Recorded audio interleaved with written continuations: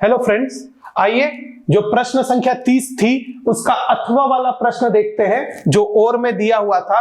इससे पहले हमने जो प्रश्न देखा था वो प्रश्न आपका था वो वाला प्रश्न जो था वो आपका अनुपात विश्लेषण जो था, जिसको आपने रहत्या आवर्त अनुपात जो दिया हुआ था वो हमने मैंने आपको पिछले वीडियो में बताया था। तो अब जो प्रश्न है उसमें भी आपको अनुपात दिया हुआ है और उस अनुपात के माध्यम से आपको क्या करना है, यहां पर कुछ गणना करने को कहा गया है। यदि आप देखेंगे तो देखिए यहां पर निम्नलिखित सूचना से आरंभिक व्यापार प्राप्य, इसको बोलते हैं हम ओपनिंग ट्रेड रिसीवेबल्स।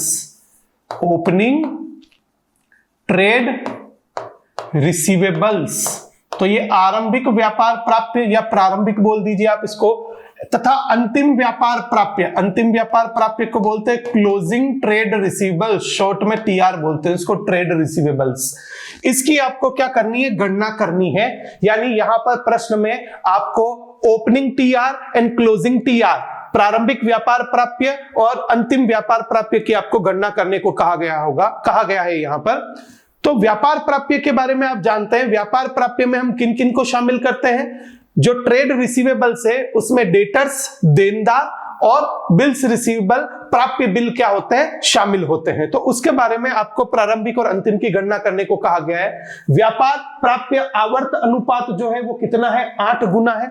8 गुना, यानी ये अनुपात दे रखा है trade receivable turnover ratio, short में हम इसको टीआर बोलते हैं, ट्रेड रिसीवेबल टर्नओवर रेशो आपको जो दे रखा है वो 8 गुना।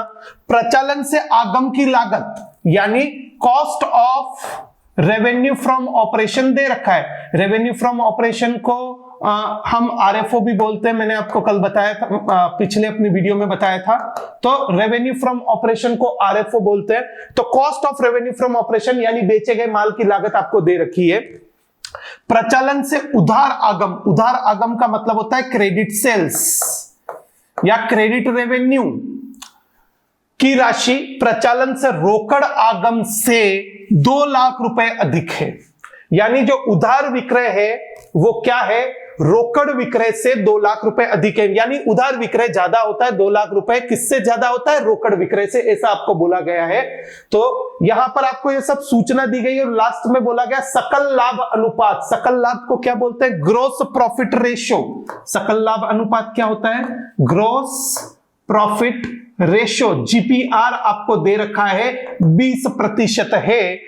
आरंभिक व्यापार प्राप्य जो है वो अंतिम व्यापार प्राप्य से 1/4 है। तो जो आपके आरंभिक व्यापार प्राप्य है यानी ओपनिंग ट्रेड रिसीवेबल जो है वो क्लोजिंग ट्रेड रिसीवेबल के 1/4 है। तो क्लोजिंग अगर आपको पता हो तो ओपनिंग को क्या कर लेना, 1/4 कर लेना। यदि दोनों नहीं पता है तो दोनों की गणना हमें यहां पर करनी होगी और उसके बाद में इन दोनों का क्या दे रखा है, आपसी संबंध बता रखा है, इंटर रिलेशनशिप दे रखा है कि ओपनिंग और क्लोजिंग के बीच में क्या संबंध है। तो वो संबंध के अनुसार आप ओपनिंग और क्लोजिंग प्रारंभिक और अंतिम दोनों की गणना आसानी से कर पाएंगे। ये 3 नंबर का प्रश्न है आपके सामने। इसी प्रश्न को यदि इंग्लिश में देखेंगे तो ये रहा आपके सामने, calculate the amount of opening trade receivables and closing trade receivables from the following information. Trade receivable turnover ratio TR आपको दे रखा है 8 times. Cost of revenue from operation 4,80,000 जो बेचे गए माल की लागत है आपकी। The amount of credit revenue from operation is 2 lakh more than the cash revenue from operation. Revenue का मतलब होता है सेल्स, विक्रय यहां आप बोल सकते हैं। Gross profit ratio is 20%। Opening trade receivables are 1/4 of the closing trade receivables, मतलब ओपनिंग जो है वो क्लोजिंग का 1/4 है। तो हमें दोनों ही नहीं पता है तो वो तो सबसे अंत में हमें पता चलेगा। तो ये प्रश्न आपके सामने है और इस प्रश्न से आपको किसकी गणना करनी है, आरंभिक व्यापार प्राप्य, opening TR and closing TR की गणना करनी है। चलिए किस तरीके से गणना करनी है उसका हम यहां पर देखते हैं। सबसे पहले जो अनुपात आपको दिया गया है उस अनुपात के बारे में बात करिए। यहां जो अनुपात है वो व्यापार प्राप्य आवर्त अनुपात, क्या दे रखा है, व्यापार प्राप्य आवर्त अनुपात आपको दिया हुआ है। इसका फॉर्मूला क्या होता है पहले इसके बारे में सोचिए, उसके आगे हम इसकी गणना करना स्टार्ट करेंगे। ट्रेड रिसीवेबल टर्नओवर रेशियो, इसका फॉर्मूला जो होता है वो सूत्र आपको पता होगा, नेट क्रेडिट सेल्स या नेट क्रेडिट रेवेन्यू हम बोलते हैं इसको। शुद्ध उधार विक्रय या शुद्ध उधार आगम, तो यहां क्रेडिट यानी उधार की बात होगी और उसमें किसको भाग देंगे, average trade receivables, average trade receivables यानी औसत व्यापार प्राप्य को हम क्या कर देंगे, एक तरीके से यहां उसका भाग दे देंगे। तो यहां मेरे पास ट्रेड रिसीवेबल्स तो है ही नहीं है क्योंकि उसकी तो गणना करने को कहा गया आपको।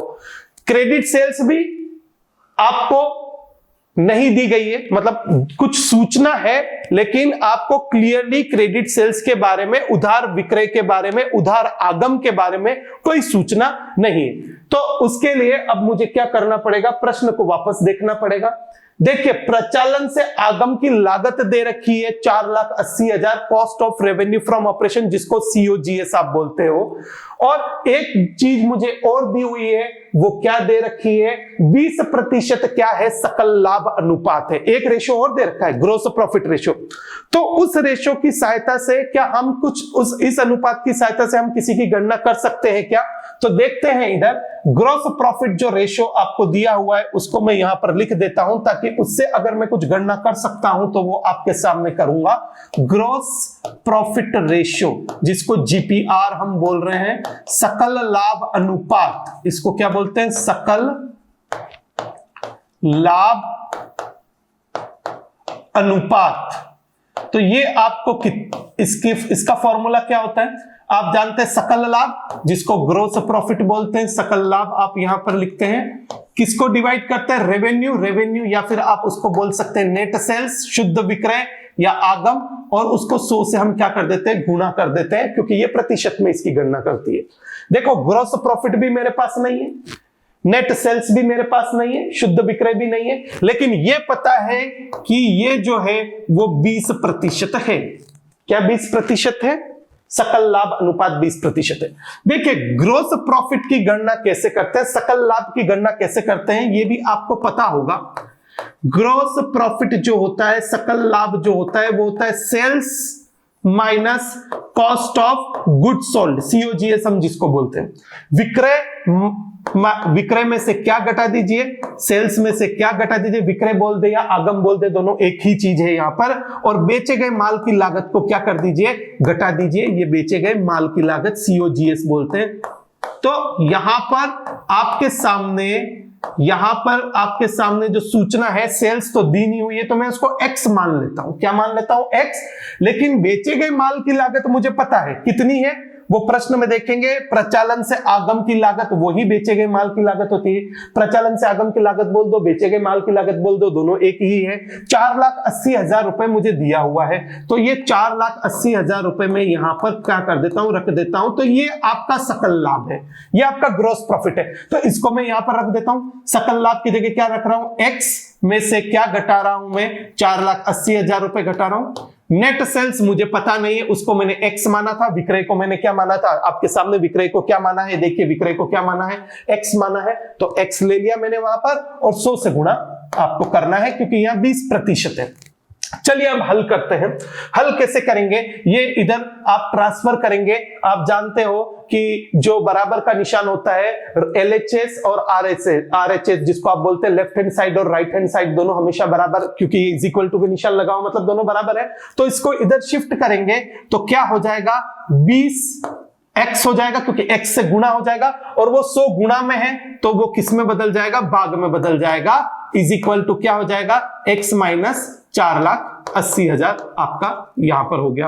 अब इसको अपने को हल करना है, जो गुणा में था वो यहां आकर भाग में बदल गया। तो आप अगर इसको भाग दे देंगे, 20X को 100 से भाग दे देंगे तो 0.20 बचेगा। तो ये 0.20X आपका आ गया, X माइनस 4,80,000। अब एक काम करिए, संख्या को एक तरफ ले लीजिए, x को एक तरफ ले लीजिए, तो x में से 0.20x जाएगा। यहां पर इसकी गणना मैं यहां पर कर रहा हूं आगे, ये देखिए, यदि x में से क्या जाएगा 0.20x 0.020x जाएगा तो वो आपका मूल्य कितना दिया हुआ है, 4,80,000 रुपए दिया हुआ है, 4,80,000 मैंने लिख दिया। तो 0.80x कितना होगा, 4,80,000 होगा। तो x जो होगा वो कितना होगा, 4,80,000 में किसका भाग दे दीजिए, 0.80 का भाग दे दीजिए। यदि 0.80 का भाग आप देंगे तो इसकी राशि की गणना जब आप करोगे तो वो आएगा 6 लाख रुपए, 6 लाख रुपीज आपका क्या आ गया, एक तरीके से x का मूल्य आ गया।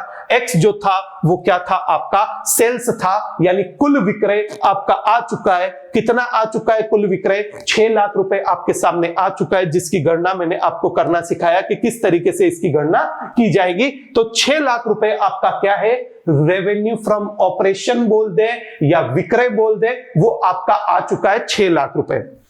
अब मेरे को यहां पर, क्योंकि एक फॉर्मूले से मैं ये गणना कर सकता था वो मैंने कर दी। अब मुझे यहां पर जो सेल्स चाहिए, यहां आप अगर इस फॉर्मूले में देखेंगे तो मुझे जो सेल्स चाहिए वो क्रेडिट सेल्स चाहिए, उधार विक्रय चाहिए मुझे। और उधार विक्रय के लिए प्रश्न एक बार आपको देखना होगा, यहां पर इसको आप पढ़ेंगे तो आपको पता चल जाएगा, प्रचालन से उधार आगम की राशि रोकड़ आगम से 2 लाख रुपए अधिक है। अब रोकड़ आगम कितना है, कैश सेल्स कितनी है वो मुझे नहीं पता, लेकिन जो उधार है वो क्या है, कैश सेल्स से रोकड़ विक्रय से 2 लाख रुपए ज्यादा है। तो मुझे न तो रोकड़ पता है ना उधार पता है, तो उसकी गणना करने, लेकिन कुल विक्रय पता है जो 6 लाख रुपए है। अब इसकी गणना करते हैं, आइए मैं इधर आपको गणना करना सिखा रहा हूं। ये देखिए इसकी गणना मैं कर रहा हूं। देखिए कुल विक्रय क्या होता है, यहां पर आपको पता है कुल विक्रय या कुल आगम जो होगी, विक्रय बोले या आगम बोले दोनों एक ही चीज है। कुल विक्रय क्या होता है, उधार में किसको जोड़ना है आपको, उधार में आपको जोड़ना है रोकड़, दोनों को जोड़ दीजिए तो वो कुल विक्रय आ जाएगा। आपके सामने कुल विक्रय जो है वो 6 लाख रुपए है, ये 6 लाख रुपए, लेकिन उधार और रोकड़ का मुझे नहीं पता, लेकिन ये पता है कि उधार विक्रय जो है, जो क्रेडिट सेल्स है वो कैश से 2 लाख ज्यादा है, रोकड़ से 2 लाख ज्यादा है। अब मुझे रोकड़ के बारे में नहीं पता तो मैं रोकड़ को यहां पर क्या मान लेता हूं, एक्स, हम एक्स मानते हैं जनरली हमेशा, आप ए बी सी कुछ भी मान सकते हैं।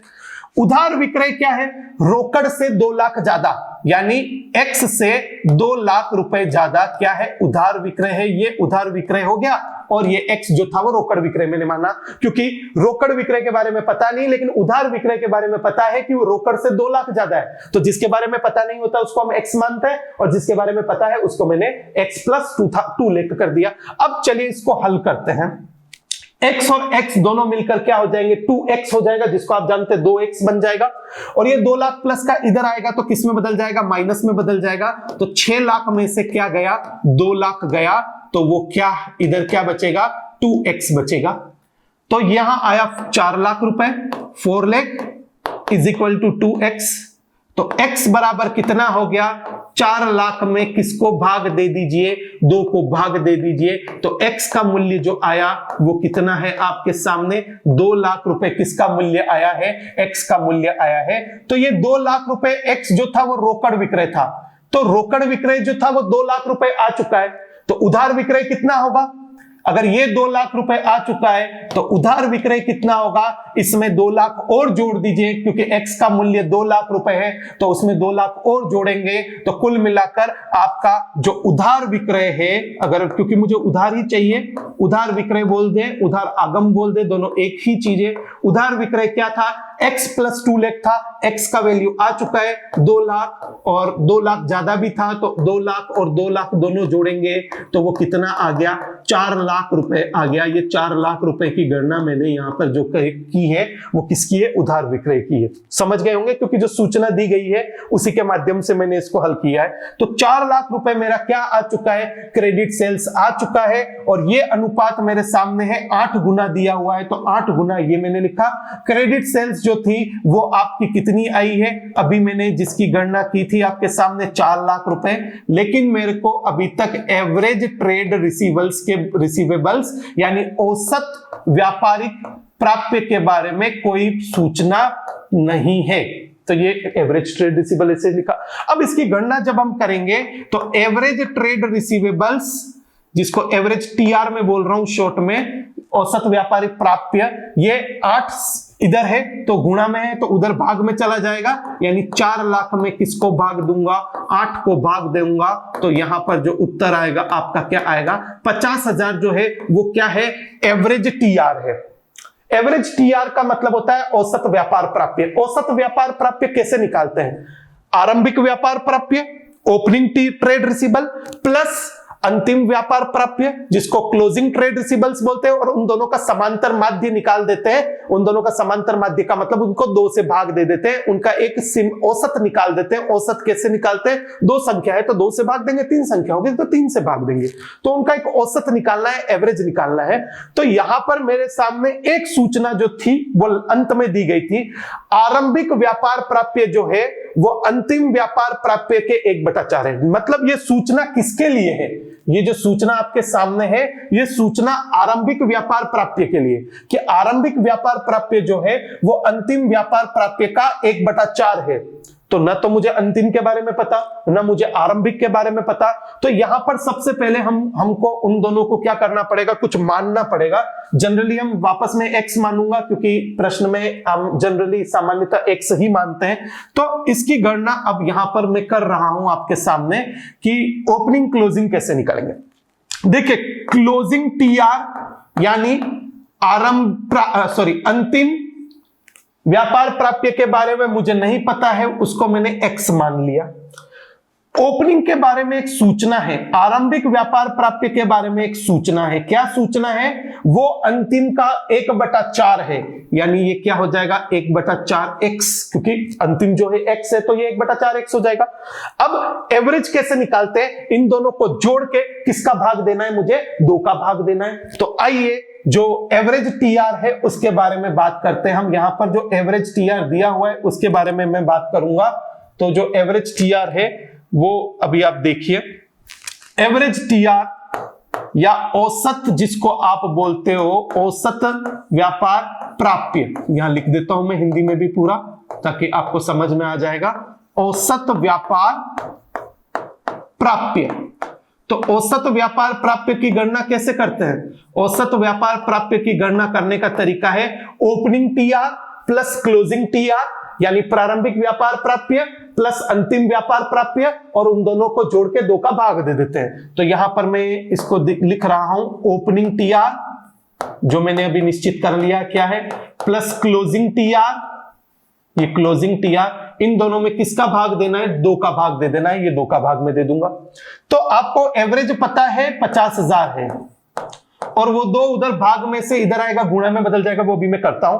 ओपनिंग कितना है, 1/4x से, क्लोजिंग कितना है, खाली x से, और इसको 2 से हम भाग दे रहे हैं। ये 2 इधर आएगा तो गुणे में बदल जाएगा, तो 50,000 क्या हो जाएगा, इंटू 2 हो जाएगा, यानी 1 लाख हो जाएगा। यहां आपको क्या लेना पड़ेगा, एलसीएम लेना पड़ेगा, लघुत्तम लेना पड़ेगा। क्यों, क्योंकि 1/4x और x दे रखा है, तो मैंने दोनों भिन्न, यहां एक भिन्न दे रखी है, तो उसके लिए मुझे क्या लगना पड़ेगा, उसका लघुत्तम लेना पड़ेगा, वो मैंने ले लिया। या 1 आएगा या 1x आएगा, प्लस क्या आ जाएगा, यहां कुछ भी नहीं है तो 1 मानूंगा तो 4x आ जाएगा। तो यहां पर वापस अब इसको हल करते हैं। यहां 1 लाख आपका आ चुका है, क्योंकि ये एक तरीके का आप बोल दें कि गणितीय रूप से इसको हल करना होगा आपको। यदि मैं इसको यहां पर देखता हूं तो 50,000 इंटू 2 1 लाख होगा, और ये 4 भाग में है तो वो किस में आ जाएगा, गुणे में आ जाएगा, इंटू 4 हो जाएगा। 1 और 4 क्या हो जाएंगे, 5x हो जाएंगे, ये 5x। तो यहां पर 4 लाख बराबर 5x आ गया। तो x का मूल्य कितना आएगा, 4 लाख में किसको भाग देना है, 5 को भाग देना है, यानी 80,000 रुपए आ जाएगा। अब x किसको माना था आपने, x आपने माना था क्लोजिंग को। किसको x माना था आपने, x जो माना था, ये जो राशि आई है ये किसकी आई है, क्लोजिंग। क्लोजिंग का मतलब अंतिम जो ट्रेड रिसीवेबल्स था, जो आपका अंतिम व्यापारिक प्राप्य था, उसकी राशि आई है। तो ओपनिंग कितना था, ओपनिंग जो था वो अंतिम का 1/4 था। तो हम यहां पर लिखें कि आरंभिक जो व्यापार प्राप्य है वो कितना होगा, आरंभिक व्यापार प्राप्य जो रहेगा आपका 1/4 रहेगा किसका, अंतिम का। अंतिम आ चुका है 80,000, तो 80,000 का क्या निकाल दीजिए, 1/4 निकाल दीजिए, यानी 20,000 रुपए आपका क्या रहेगा, आरंभिक रहेगा, और अंतिम आपका 80,000 आ चुका है। इसी तरीके से इसकी गणना की जाएगी।